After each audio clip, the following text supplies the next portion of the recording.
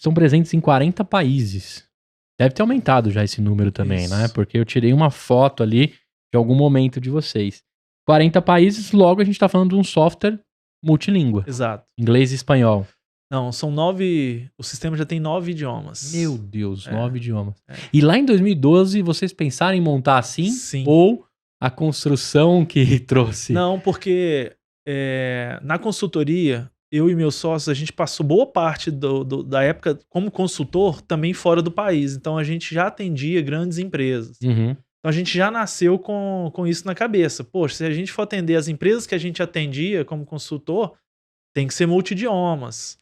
Tem que... Na época a gente tinha até uma solução mais de orçamento, que hoje a gente não tem mais, mas tem que ter conversão de moedas, porque o cara lá vai pagar em euro, vai pagar em dólar. Exatamente. Então a gente já nasceu com isso pela nossa experiência. Que legal, cara. Mas estava desde os primeiros releases, já era condicional, assim. Já. Até porque vocês tinham o Excel traduzido, né? Exatamente. Que legal. Então, assim, isso foi até uma coisa que a gente conversou recentemente, né? Quando você já tem uma visão futura, você consegue construir o alicerce já preparado para aquilo. Agora, quando você não tem, às vezes é mais complicado, porque mudar algumas coisas estruturais é mais difícil. Não, principalmente no código. A gente sabe que a tradução e construção de software multilinguagem é um buraquinho muito mais embaixo de complicado, né? Sim. E hoje a gente consegue adicionar qualquer língua, qualquer idioma bem facilmente. Que assim, legal. A gente tem que o sistema ele é grande, né? Porque tem várias soluções. Mas assim, em termos de... eu tenho um cliente novo que precisa do... Sei lá, turco. Tem que lembrar um idioma que a gente não tem, né? Tal. Uhum. Aí a gente consegue... Libanês. Libanês. Dá pra colocar. Agora, estamos falando qual o tamanho hoje? Se a gente vamos tirar uma fotografia da Mereu hoje, que a gente tá gravando esse episódio. 40 países. Isso. Quantas licenças, colaboradores dentro da ferramenta de vocês, mais ou menos? Sei, eu acho que umas 250 mil vidas, né? Vidas que vocês chamam? Hoje a gente calcula assim, qual que é o impacto que a gente tem na organização. A gente estima o impacto de 1 milhão de pessoas. Uhum. Porque, por exemplo, quando a gente olha usuários líderes, né, que têm seus objetivos, eles vão gerenciar, né, sua área, o seu time para atingir aquele objetivo. Então ele pode ser um usuário, mas que ele gerencia o impacto de um time inteiro. Então a gente estima que um impacto de quase 1 milhão de vidas pessoas, dentro da ferramenta. Exatamente. Agora, um pouquinho antes da gente entrar na sua história, né, até você decidir pular nessa piscina com o Átila e com o Marconi, cara, o que faz a Mereu? Vamos pegar a figura do vendedor, que acho que todo mundo tem uma frente comercial. Isso. Então vamos lá, eu tenho uma empresa com 1000 funcionários, Perfeito. uma força de vendas com 40 pessoas, e eu também tenho lá marketing, comunicação, tenho tudo organizadinho, e também estou investindo uma graninha na transformação digital. Então montei uma garagem de inovação e contratei esses novos skills, esses talentos. Como é que você entra na minha vida para organizar isso e meu RH falar bem de você de segunda a segunda? Perfeito. Primeiro ponto é o seguinte, todo mundo que entra numa empresa quer saber assim, cara, o que eu preciso de fazer? Qual que é o meu objetivo aqui esse ano, por exemplo? O que eu tenho que fazer? E aí, poxa, a gente olha para a estratégia, fala assim, cara, vamos supor, a estratégia da empresa é dobrar de tamanho, ter uma margem de X%. E aí eu olho para o vendedor, para a equipe de vendas e falo, uma regional, por exemplo, qual a contribuição da regional Nordeste nessa estratégia de dobrar de tamanho? No ponteiro. Exatamente. Cara, a equipe Nordeste vai precisar de bater 50 milhões em vendas. Opa, eu já sei ali qual que é o desafio do gerente regional.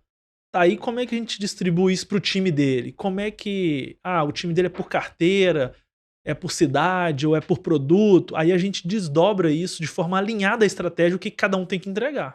E ele vai carregando esse... Exatamente. Isso é uma meta de vendas, mas eu poderia pôr uma meta, por exemplo, olha, a gente precisa uma estratégia, a gente se posicionar com uma ferramenta, com uma solução mais premium, então a gente vai ter que cobrar, sei lá, aumento de preço para a gente se posicionar e tal. Então, qual que é o objetivo do vendedor nessa estratégia? E aí a gente define um objetivo que ele tem que buscar. Aí a composição da liderança dele também tem um percentual diante daquele maior da companhia. Exatamente. No final, a gente tem o que a gente chama de árvore. Ou seja, a gente consegue entender como que a estratégia da companhia ela vai ser executada. Como, né? Sabendo o objetivo de cada um até o nível eventualmente operacional da empresa. Então o vendedor que O entrou cara do lá chão de fábrica pode saber. tem bem claro lá. Exatamente. Ó, a minha célula aqui tem que atingir esses objetivos. E aí eles conseguem definir os planos de ação, tudo registrar na plataforma e acompanhar se está fazendo a ação, se está tendo resultado ou não. E se não, esse é um diferencial. Se não está, as pessoas conseguem fazer os rituais de gestão, ou seja, as reuniões mensais, por exemplo, de resultado. Pô, nós não batemos a meta. Por quê? Ah, porque isso aconteceu, porque aquilo aconteceu. Então registra-se as causas. Olha, o que nós podemos fazer para essa causa aqui? Aí todo o plano, as soluções, e aí você testa se aquela solução vai dar resultado no próximo mês ou não. Então, a ferramenta não é só de acompanhar a estratégia ou os gaps das pessoas, mas realmente de fazer a estratégia acontecer. E a revisão não precisa ser anual, nem semestral, não, pode ser até semanal dentro da sua plataforma. Normalmente a gente está falando mais do plano tático, que é mensal. Mensal. Exatamente. Agora, o que a gente está construindo aí nós entramos num conceito que é de ambidestria nas organizações, que você acha que vai entender bem e pode traduzir para os nossos ouvintes aí. As empresas que querem realmente ser relevantes, não só hoje, mas no futuro, elas precisam de ser eficientes naquilo que elas fazem bem hoje e pensar o produto, o serviço de amanhã. Uhum. Quando a gente está falando de metas de eficiência, são metas mais anuais, com acompanhamentos mensais, por exemplo. Quando a gente está falando de inovar, eu vou criar um produto, uma solução que eu vou testar, vou fazer o mínimo produto viável, vou ver se vai funcionar, ele vai errar, e aí eu vou aprender. Então são períodos menores. Vou gastar um dinheiro. Vou gastar um dinheiro. Previsível. Exatamente. Então assim, aí nisso eu posso ter metas trimestrais com acompanhamentos semanais ou até diários. E aí, então a gente está construindo essa parte para fomentar também a inovação de uma forma conjunta, trabalhando no modelo híbrido que a gente tem chamado, para fomentar a ambidestria dentro das empresas. Isso é novo. Legal. Para nós, né? E a gente é muito forte nessa parte de eficiência. E já é um pedido, estamos falando de 2018/19, 20, Exatamente. Tá nesses últimos 4 anos. Exatamente. Aí, né? O que a gente fala é o seguinte, todo mundo, depois das transformações que a pandemia acelerou, quer ser ágil e quer ser inovador.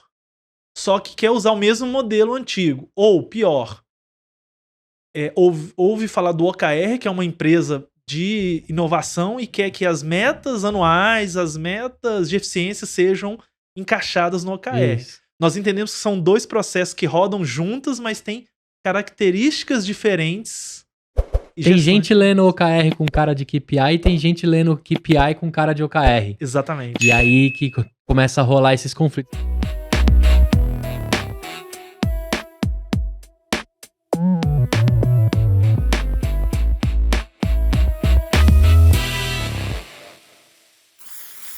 Uma produção, voz e conteúdo.